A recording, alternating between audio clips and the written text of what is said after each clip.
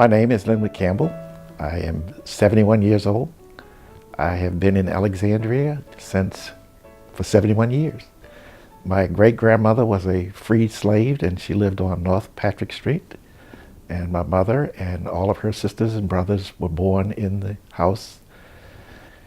I always had a desire to do something in the community, but I was so busy in the military, so busy when I worked for Price Waterhouse, that I didn't have time. In 1977, I left Price Waterhouse, and I had plenty of time.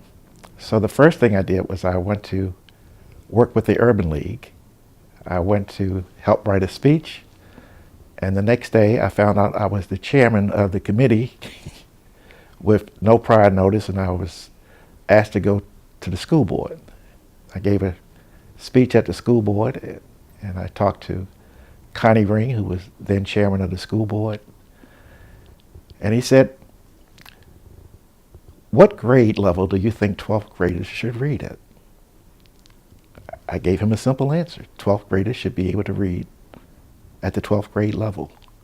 It created massive confusion at that meeting.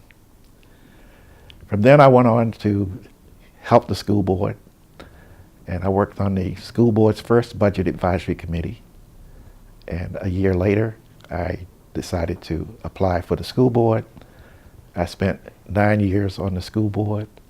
I spent about 5.5 years on the Human Rights Commission. While I was on the school board, I met this guy named John Porter and a lifelong friend, Mr. Ferdinand Day, and they convinced me to sit on the board of the National Conference of Christians and Jews, and I became the chairman of the Alexandria chapter for probably 5 years. I left there and I went to work as a volunteer with something that was called ANSI. It's now called Neighborhood Health. We ran a health clinic out of 3 small apartments. Following that, I got a call from a good friend of mine, Vola Lawson, who said, "I need you to go and work with the United Way because they've just suffered a major fraud." I told her I couldn't go because that would ruin my reputation. She said, "You must go." I told her I worked for the federal government and it was too complicated, too long of a process to go through. She said, "Go through the process."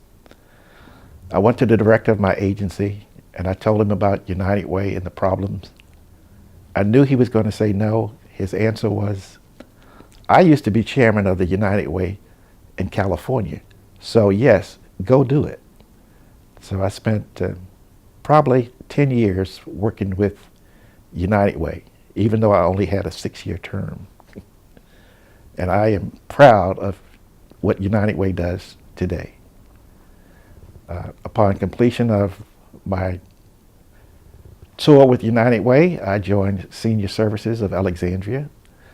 A good friend of mine, Janet Barnett, was the chairperson, and I had gone to elementary school with her husband. She said, "I need your help," and I said, "Give me a chance to retire." And as soon as I retired, I joined the Senior Services Board. It's a humbling experience to see so many people that need help and be able to help them. And I hope that someday, if I need the services that are provided by Senior Services or the Animal Shelter or the Urban League or United Way, that they'll be there for me. I don't know any other place except Alexandria. My grandmother was active in the community. My parents were active in the community. I think being active in the community is in my DNA. And I like the idea of being active in Alexandria. Glad I had the time, glad I have the resources and to participate. And I think others should follow.